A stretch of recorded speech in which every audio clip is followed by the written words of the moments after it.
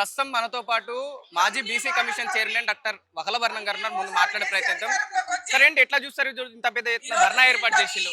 కాంగ్రెస్ పార్టీని విమర్శించడానికా, లేకపోతే BJP party Telangana రాష్ట్రంలో ఉన్నదని చెప్పుకోవడానికా? అంటే ఈ రాష్ట్రంలో కాంగ్రెస్ పార్టీని విమర్శించిన వాళ్ళు ఎవరున్నారు? వాళ్ళు ఏమైనా చేసే ఉంటేనేమో చేసినా చెప్పుకోవచ్చు. ఇచ్చినటువంటి హామీలు ఏమి నెరవేర్చుకోలేదు. బీసీలను మోసం చేసిర్రు, ఎస్సీలను మోసం చేసిర్రు, ఎస్టీలను మోసం చేసిర్రు, మైనార్టీలను మోసం చేసిర్రు, యావత్ తెలంగాణ ప్రజలను మోసం చేసిర్రు. విమర్శించకపోతే ఏం చేయమంటారు చెప్పండి? కాబట్టి ఇవాళ కేవలం అరచేతులు వైకుంఠం చూపించాలనేటువంటి ఒక కుట్రపూరితమైనటువంటి ఆలోచన తప్ప ఈ రేవంత్ రెడ్డి గారి ప్రభుత్వం ఈ రాష్ట్రంలో ఏది నెరవేర్చింది? 6 గ్యారెంటీలు నెరవేర్చలేదు, 420 గ్యారెంటీలు కూడా నెరవేర్చకుండా 420 ప్రభుత్వంగా ఇవాళ తెలంగాణలో మనకు చాలా స్పష్టంగా కనిపిస్తుంది. అందుకోసం ప్రభుత్వం కొత్తగా ఏర్పడిన తర్వాత కొంత అవకాశం ఇవ్వాలని చెప్పి 2 సంవత్సరాలు వేచి చూసే ధోరణిలో బీజేపీ ముందుకు పోయింది. ఇంకా 2 సంవత్సరాల తర్వాత కూడా అన్ని ఏది నెరవేర్చకపోతే నిలదీయాల్సినటువంటి బాధ్యత భారతీయ జనతా పార్టీ మీద ఉంది కాబట్టి వాళ్ళ నిలదీస్తున్నాం. ఇప్పుడు 2 ఏళ్లలో అద్భుతంగా ప్రజాపాలన కొనసాగుతుంది. అందుకే పల్లెల్లో మళ్ళీ స్థానిక సంస్థలు మాకే పట్టం కడుతున్న విధంగా కాంగ్రెస్ పార్టీ నాయకులు మాట్లాడుతున్నారు. ఇవాళ కాంగ్రెస్ పార్టీ పేరు చెప్పుకొని స్థానిక సంస్థ గ్రామ పంచాయతీ ఎన్నికల్లో బీఫామ్లు ఉండవు.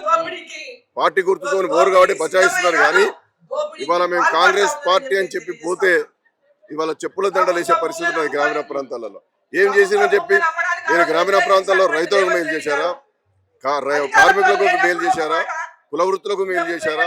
మీరు ఇచ్చినటువంటి రుణాలు ఇవ్వగలిగినారా? కాబట్టి ఏది ఇవ్వకుండా కేవలము కళ్ళబుల్లి కబుర్లు చెప్పి 2 సంవత్సరాలు గడుపుకుంటూ పోతున్నారు. ఏది చేయకుండానే ప్రజాపాలన పేరిట వారోత్సవాలు చేసుకుంటున్నారు.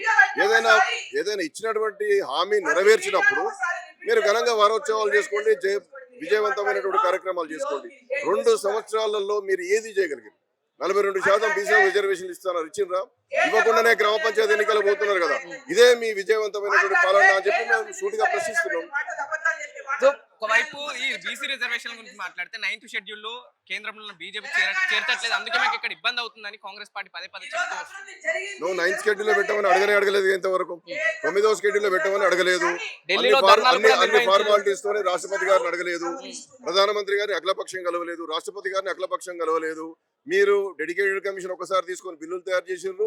మళ్ళీ 46 జీవో ఏదైతే 42% రిజర్వేషన్లు ఇవ్వలేమని చెప్పారో దానికి సంబంధించినటువంటి 46 జీవో కూడా తప్పుల తడకగా తీసి మళ్ళీ డెడికేటెడ్ కమిషన్ ద్వారా నివేదిక తీసుకున్నామని చెప్తున్నారు. కాబట్టి కేవలం మోసం చేయడం, దగా చేయడం, నయవంచన చేయడము, ఇచ్చినటువంటి హామీలను నిలబెట్టుకోకుండా ఏదో చేసినామని చెప్పుకునే ప్రయత్నం చేస్తుంది రేవంత్ రెడ్డి ప్రభుత్వం తప్ప మరేమీ లేదు. అందుకోసమే ఇవాళ నరేంద్ర మోడీ గారి నాయకత్వంలో దేశానికి స్వాతంత్రం వచ్చిన తర్వాత తొలిసారి కులగణన చేసి ఎవరి వాటా వారికి ఇచ్చే విధంగా, స్థానిక సంస్థల్లో రిజర్వేషన్లు ఇచ్చే విధంగా, 50% రిజర్వేషన్ల అడ్డంకిగా ఉన్నటువంటి సీలింగ్ తీసే విధంగా మేము రాబోయేటటువంటి 2026 నుండి జనాభా గణనలో కులగణన చేయబోతున్నాం. ఇది కదా నరేంద్ర మోడీ గారి ప్రభుత్వం, ఇది కదా సామాజిక న్యాయానికి నిలువెత్తు నిదర్శనం. ఏమి చేయకుండా 42 అని బీసీలకు మోసం చేసి దగా చేసి ఆ రిజర్వేషన్ అమలు చేయకుండా ఎన్నికలు పోవడమేనా మీ ప్రజాపాలన అంటే? ఫైనల్ గా నిన్న అయితే సాయేశ్వర్ గారి మరణం పూర్తిగా కేంద్ర రాష్ట్ర ప్రభుత్వాల హత్య అని చెప్పేసి కొంతమంది విమర్శిస్తున్నారు.